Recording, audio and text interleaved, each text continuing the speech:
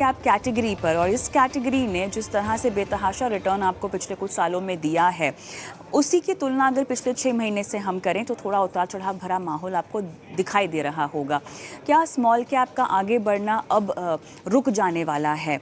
किस तरह से अपने पोर्टफोलियो में इस तरह के फंड में दिखाई दे रहे मुनाफे को आपको बांध लेना चाहिए, कहीं और लगा लेना चाहिए? कितना आपको इसमें अगर निवेश की शुरुआत अब करनी है तो मौका है कमाई करने का? तमाम सवालों के जवाब यहाँ पर लेते हैं। साथ ही एक स्मॉल कैप फंड पर भी हम फोकस करेंगे। हमारे साथ Hemant Rustagi, CEO wise invest जुड़ गए हैं, और साथ ही मेरे साथ जुड़ गए हैं उत्सव Mehta, fund manager equity PGM India mutual fund. आप दोनों का स्वागत है इस खास पेशकश में। और स्पेसिफिक फंड पर हम बात कर रहे हैं उससे पहले हेमंत जी, मैं चाहती हूँ कि हम थोड़ा सा small cap as a category की मैं बात करना चाहती हूँ, और ये हम दो पहलुओं में बात करेंगे। हम दर्शकों को बताएंगे कि आज से लगभग 3-3.5 साल पहले क्या एक ट्रैजेक्टरी आपको दिखाई दे रही थी स्मॉल कैप की, क्या एक मोमेंटम दिखाई दे रहा था कंपेयर टू लास्ट 6 मंथ्स, जहां पर हमने बाजार में बेतहाशा उतार चढ़ाव देखा है? हेमंत जी। जी कविता, आई थिंक देखिए, क्योंकि हम यहाँ पे स्मॉल कैप की बात कर रहे हैं तो बहुत ही इंपॉर्टेंट सेगमेंट है हमारे स्टॉक मार्केट का। जैसा कि हम जानते हैं कि 3 सेगमेंट है, लार्ज कैप, मिड कैप और स्मॉल कैप।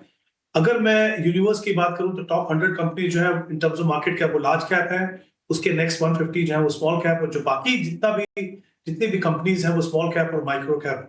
ऑब्वियसली एक बहुत बड़ा यूनिवर्स है, बट यहाँ पे ऐसी कंपनीज भी हैं जो काफी ग्रोथ फेज में भी होती हैं, और ऐसी कंपनी भी है जो फॉल्टर कर सकती हैं। तो थोड़ा सा रिस्की सेगमेंट जरूर है, but I think in terms of growth इसमें काफी पोटेंशियल है।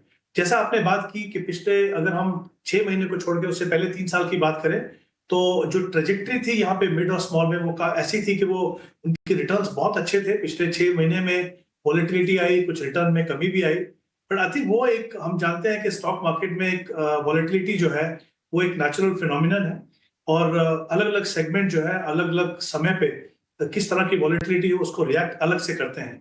बट मेरा ये मानना है कि स्मॉल कैप किसी भी निवेशक के लिए, उनके स्पेशली जब आप लॉन्ग टर्म के लिए इन्वेस्ट कर रहे हो, लॉन्ग टर्म का मतलब 1 या 2 साल नहीं, हम बात कर रहे हैं 5, 10, 15 साल, क्योंकि जब आप बच्चों की पढ़ाई के लिए इन्वेस्ट करते हैं या फिर अपने रिटायरमेंट के लिए कॉर्पस बनाते हैं तो काफी लंबा समय आपके पास होता है। तो वहां पे स्मॉल कैप डेफिनेटली आपके पोर्टफोलियो का इंटीग्रल पार्ट होना चाहिए, ये समझते हुए कि ये हाई रिस्क हाई रिवॉर्ड है, और इसके लिए जो आपका जो उसमें एक्सपोजर है वो आपके रिस्क प्रोफाइल और आपके टाइम होराइजन से होना चाहिए। मेरा ये मानना है कि अभी भी डिस्पाइट द फैक्ट कि पिछले 6 महीने में हमने कुछ करेक्शन देखी, रिटर्न्स में थोड़ी कमी आई, अभी भी इसमें काफी पोटेंशियल है। अगर आपने, जैसा मैंने कहा कि अपने रिस्क प्रोफाइल और अपने टाइम होराइजन के हिसाब से आपने इन्वेस्ट किया है, तो मुझे लगता नहीं कि किसी भी निवेशक को उसमें कुछ बदलाव करने की जरूरत है। Hemant sir, on an average कितना रिटर्न मिला होगा 3-3.5 साल में इस कैटेगरी से? देखिए कविता, वो 6 महीने की बात करें और अभी की बात करें तो फर्क होगा, बट आई थिंक अगर मैं 1 साल की बात करूं तो अभी भी मुझे लगता है 30% एवरेज की बात कर रहा हूं, उतना रिटर्न होगा 25 से 30% के बीच में। और अगर आप 2 साल 3 साल की परफॉर्मेंस देखें तो काफी बेहतर रिटर्न है। किसी भी सेगमेंट में अगर हम इसको कंपेयर करें तो इनका रिटर्न काफी बेटर है। बट अगेन आई थिंक मुझे नहीं लगता कि हमें स्मॉल कैप को सिर्फ रिटर्न के पॉइंट ऑफ व्यू से देखना है। जैसे मैंने पहले भी कहा, उसमें रिटर्न पोटेंशियल बहुत ज्यादा है, उसमें रिस्क भी ज्यादा है। तो सबसे इंपॉर्टेंट चीज ये है कि वो एक तो आपके पोर्टफोलियो में हमेशा हो, दूसरा जो एक्सपोजर लेवल है वो बहुत ही इंपॉर्टेंट है। क्योंकि अगर हम खाली रिटर्न को देखेंगे तो हमें लगेगा कि हम बहुत ज्यादा पैसा वहां पे स्मॉल कैप में लगा दें, वो बिल्कुल भी स्ट्रैटेजी नहीं है। आई थिंक कहीं ना कहीं जो पूरा फोकस है एज एन इन्वेस्टर, वो रिस्क और रिवॉर्ड दोनों के बैलेंस के ऊपर होना चाहिए। चलिए उत्सव, मैं आपके पास आऊंगी क्योंकि यहाँ पर हम पीजीआईएम इंडिया के स्मॉल कैप फंड की भी बात करेंगे। देखिए, small cap as a category definitely risk है इसमें, बट ये एक ऐसी भी कैटेगरी है जहाँ पर आप भारत की ग्रोथ स्टोरी पर दाव लगाते हैं। देखिए, लार्ज कैप्स जो हैं वो आपके पोर्टफोलियो को स्टेबिलिटी देते हैं, मिड कैप्स थोड़ा सा ग्रोथ की ओर आपको लेके जाते हैं, और स्मॉल कैप में पोटेंशियल होता है न सिर्फ ग्रोथ का बल्कि आगे आपके रिटर्न्स को बढ़ाने का भी, जो कि एक तय जोखिम के साथ भी आता है। फिलहाल पिछले 6 महीने की अगर मैं एक लबोलुबाव समझना चाहूँ आपसे स्मॉल कैप्स का, तो वो किस तरह से रहा है? Good afternoon Kavita, thank you show में इनवाइट करने के लिए।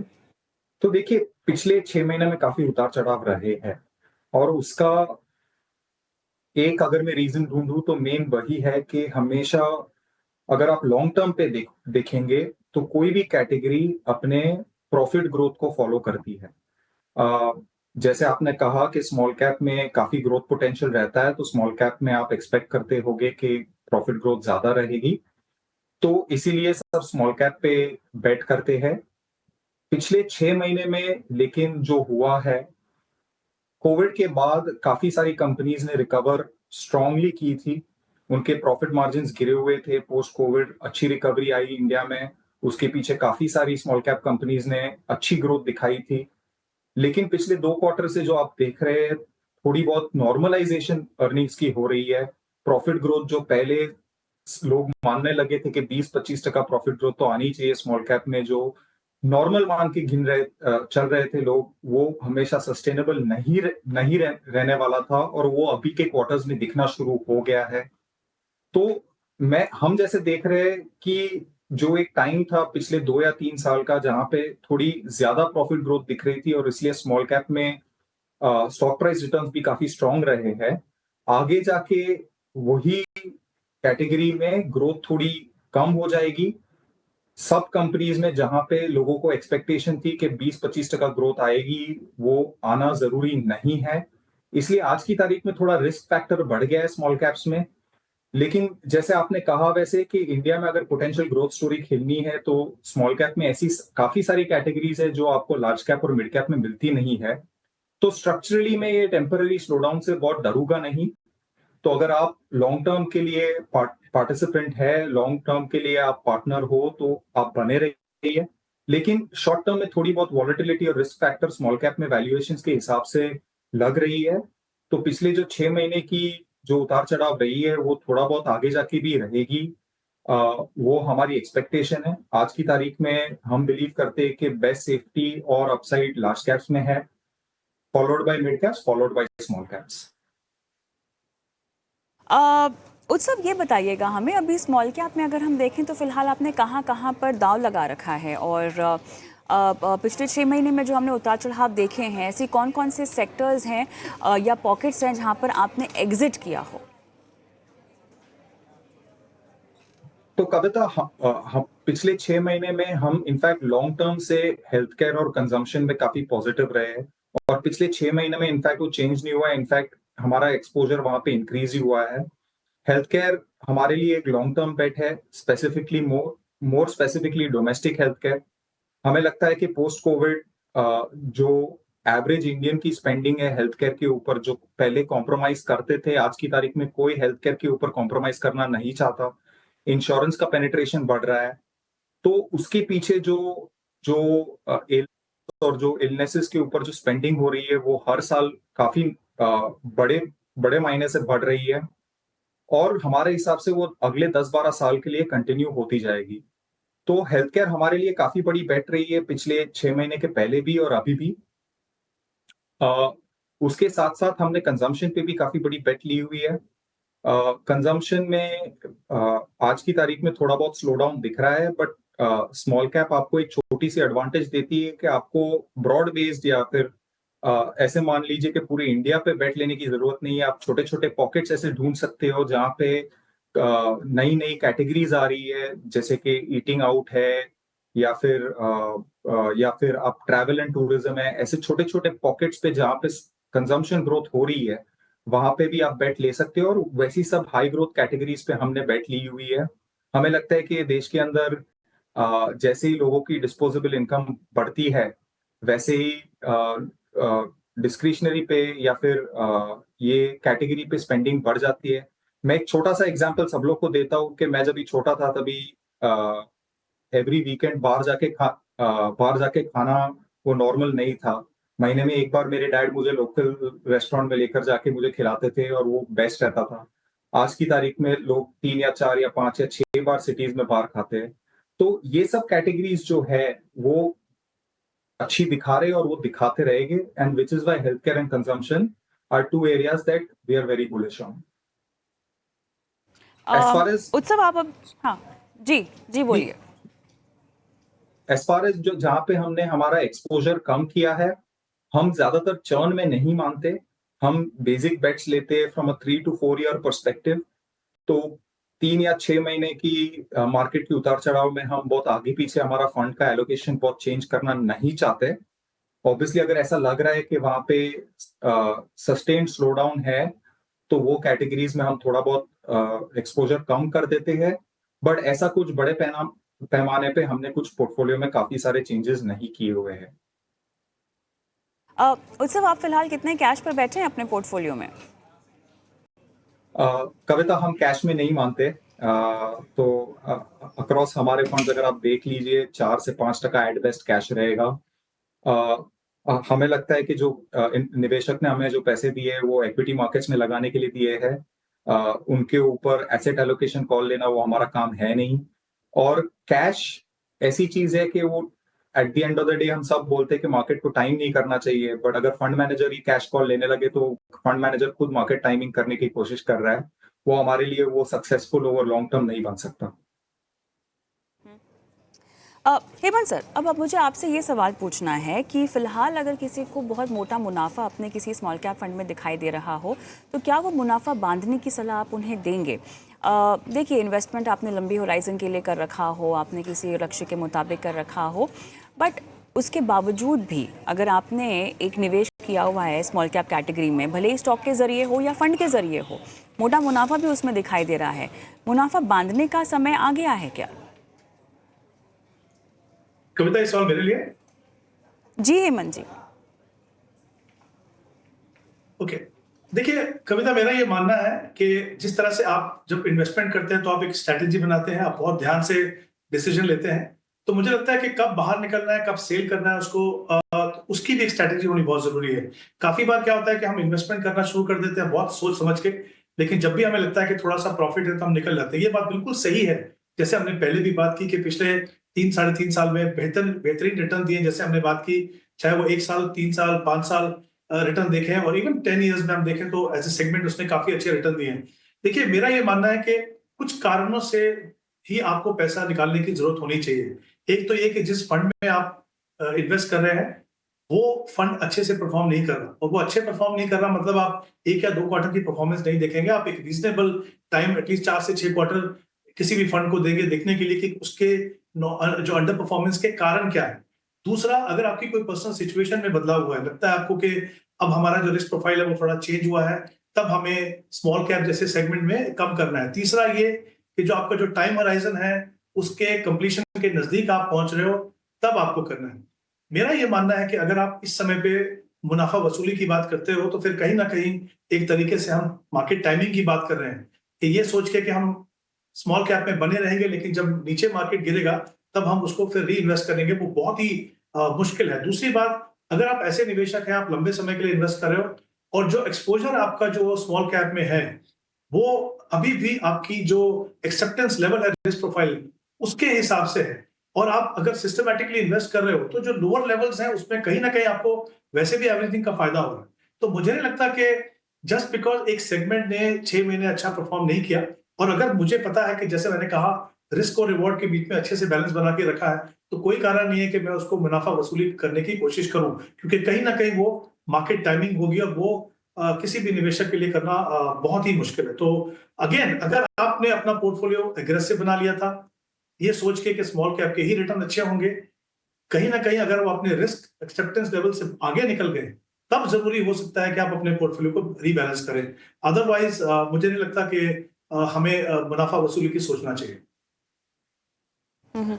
अ, उत्सव, फिलहाल देखिए, अगर हम फंड के रिटर्न्स की बात करें, मेरे ख्याल से रिटर्न्स पर तो आप ज़्यादा बातचीत नहीं कर पाएंगे, लेकिन लॉन्ग टर्म एवरेजेस के लिहाज से अगर मुझे समझना हो, जो बेट्स आपने ले रखी हैं, जिस ग्रोथ स्टोरी पर आपने दाव लगाया है, क्योंकि स्मॉल कैप एक ऐसी भी कैटेगरी है जहां पर आप वाकई भारत की ग्रोथ स्टोरी पर भी दाव लगा रहे हैं, ऑन एन एवरेज कितने तक की रिटर्न की हमें उम्मीद कर लेनी चाहिए आपके फंड से और आपकी स्ट्रैटेजी से? बिकॉज एक फ़िलॉसफी भी होगी जो आप फॉलो कर रहे होंगे, तो उस फिलॉसफी के बिना पर एवरेज रिटर्न, क्योंकि बेंचमार्क को बीट करना मेरे ख्याल से आपका उद्देश्य तो रहेगा ही रहेगा, लेकिन उससे ज़्यादा कितना? तो कविता, आपको पता ही होगा कि मैं एग्जैक्ट नंबर के बारे में तो बात नहीं कर पाऊंगा, तो बिल्कुल। माफी चाहता हूँ उसके लिए, लेकिन मैं इतना बता सकता हूँ कि पिछले 3 साल से जो वन वे रैली देखी है आपने स्मॉल कैप्स के अंदर, उसमें एक या दो या सर्टेन टाइप के स्टॉक नहीं बढ़े, सब कुछ ब्रॉडर मार्केट पे तेजी से बढ़ा हुआ है। तो ये जो वन वे रैली रही है उसमें काफी सारे जो हम बोलते हैं लो क्वालिटी कंपनीज, जहां पे या तो बैलेंस शीट अच्छी नहीं होती, या फिर मैनेजमेंट क्वालिटी अच्छी नहीं होती, या फिर जो प्रॉफिट ग्रोथ की जो विजिबिलिटी होती है वो उतनी अच्छी नहीं होती, वो सब एक साथ मिलजुल के पड़े हैं। तो अगर आप अगले 1 या 2 या 3 साल देखेंगे तो हमें ऐसे लग रहा है कि जो ये सब जो कंपनी है, जो पुअर क्वालिटी कंपनीज है, जैसे उनके प्रॉफिट नंबर्स नॉर्मलाइज होके नीचे की तरफ, तभी आपको पता चलेगा कि जो अच्छी क्वालिटी कंपनीज है वो आउट परफॉर्म करना शुरू करेगी। तो पिछले 2 या 3 साल से हमने ऐसा देखा हुआ है कि जो क्वालिटी कंपनीज है जो कंसिस्टेंटली 15 से 20% प्रॉफिट ग्रोथ देती है, उनको उतनी मान सकते हैं कि उतनी स्टॉक प्राइस रैली उनमें नहीं हुई, बाकी सब मार्केट में हुई है। और ये एक तरह से छोटा सा माइक्रो बबल जैसा बन चुका है। तो मेरे हिसाब से अगर आप देखेंगे, अगर आप लॉन्ग टर्म इन्वेस्टर हो, तो अगर आप 15 से 20% प्रॉफिट ग्रोथ एक्सपेक्ट कर रहे हो, तो वैसी कंपनी में कंसिस्टेंटली जो डिलीवर कर पाए, जो क्वालिटी कंपनीज है, उनका एक अगले 3 या 4 साल के लिए रैली आएगी। तो वो हिसाब से आप मान लीजिए कि लॉन्ग टर्म एवरेजेस के हिसाब से अगर इतनी प्रॉफिट ग्रोथ है तो आपको क्या आपके रिटर्न की एक्सपेक्टेशन होगी। वैल्यूएशंस थोड़े अनकंफर्टेबल है, over a longer period of time valuation यहाँ से नीचे आएंगे मेरे हिसाब से, बट उसके अलावा मैं आपको फॉरवर्ड लुकिंग कोई नंबर नहीं दे पाऊंगा। चलिए, मेरे ख्याल से एक और आखिरी सवाल मैं लेना चाहती हूँ, उसके बाद इस चर्चा को हम समाप्त करेंगे। और हेमंत सर, अभी क्योंकि हमने इतनी स्मॉल कैप कैटेगरी की बात कर ली है, अब समय आ गया है PGIM India small cap fund पर आपकी राय भी जानने का। कैसा आपको फंड का एक्सपोजर लगता है, जो पूरा फंड का डिज़ाइन है, जिन कंपनीज पर फोकस है, जिन ग्रोथ स्टोरीज पर फोकस है, आपको बाकी स्मॉल कैप फंड्स के मुकाबले ये कितना अलग लगता है, और किस तरह के निवेशकों को इसमें पैसे लगाने चाहिए? देखिए कविता, क्योंकि हम स्पेसिफिक फंड की बात करें, तो अगर हम सेगमेंट की बात करें पहले, तो जो स्मॉल और मिड कैप है, बेसिकली सेगमेंट में की होती है स्टॉक स्पेसिफिक स्टोरीज और सिलेक्शन। तो आई थिंक जहां तक सिलेक्शन का सवाल है, मुझे लगता है पीजीआईएम स्मॉल कैप की जो स्ट्रेटेजी है हाई क्वालिटी और हाई ग्रोथ कंपनीज में इन्वेस्ट करने की, वो काफी अच्छी है। ऑब्वियसली क्योंकि सेगमेंट जो खुद से बहुत अग्रेसिव है, तो वहां पे बहुत इंपॉर्टेंट है कि आप हाई क्वालिटी और हाई ग्रोथ कंपनीज पे आप फोकस रखें। पिछले कुछ समय ऑब्वियसली परफॉर्मेंस के ऊपर फर्क पड़ा था, क्योंकि जैसे हम बात कर रहे थे कि जब ओवरऑल एक सेगमेंट काम करता है तो फिर लो ग्रोथ और लो क्वालिटी कंपनीज भी अच्छा करती है, और ऐसा ही हुआ इनफैक्ट। तो आई थिंक जो हाई ग्रोथ और हाई क्वालिटी कंपनीज थी उसके ऊपर इम्पैक्ट हुआ, तो उससे कहीं ना कहीं जो परफॉर्मेंस पे थोड़ा फर्क पड़ा। बट आई थिंक पिछले अगर मैं 6 महीने की परफॉर्मेंस देखें तो डेफिनेटली उसमें इंप्रूवमेंट है। और जो रिक्वायरमेंट थी, मुझे लगता है पोर्टफोलियो को रीबैलेंस करने की in terms of sector allocation, I think वो भी काम करे। तो मुझे लगता है कि ऐसा फंड जिसमें पोर्टफोलियो क्वालिटी अच्छी है, ऑफ कोर्स फंड से ज्यादा सेगमेंट के आपका कंफर्ट होना चाहिए कि आप कितना एक्सपोजर उसमें लेना चाहते हो। तो definitely one of the funds जो इन्वेस्टर जो बिलीव करते हैं कि high quality high growth companies में उनका पोर्टफोलियो रहे, तो वो डेफिनेटली इस फंड को कंसिडर कर सकते हैं। राइट, चलिए इसी के साथ इस स्मॉल कैप फंड पे चर्चा को हम यही समाप्त करते हैं। उत्सव, आपका बहुत बहुत धन्यवाद, आपने समय निकाला और तमाम बारीकियां फंड से जुड़ी दर्शकों को समझाई। हेमंत जी, आप हमारे साथ बने रहें, क्योंकि फिलहाल वक्त हो चला एक छोटे से ब्रेक का। ब्रेक के उस पार दर्शकों के सवालों पर फोकस करेंगे, उनकी लाइफ फाइनेंशियल प्लानिंग कराएंगे, और निवेश के तमाम पहलू जो कि हमें दर्शकों के सवालों के ज़रिए मिलते हैं, उन्हें एक आम निवेशक को समझाने की कोशिश करेंगे। सब कुछ होगा इस ब्रेक के बाद। ब्रेक पर जाऊं उससे पहले हमारा व्हाट्सएप नंबर नोट डाउन कर लेना है आपको, 9619873567। इस पर अपने सवाल हमें भेज देने हैं। इतना ही नहीं, आप चाहें तो अपने सवाल यूट्यूब के ज़रिए भी हम तक पहुँचा सकते हैं। कॉमेंट बॉक्स पर अपने सवाल डाल दीजिए, आपके सवालों को हम शो में शामिल करेंगे। मिलते हैं ब्रेक के बाद।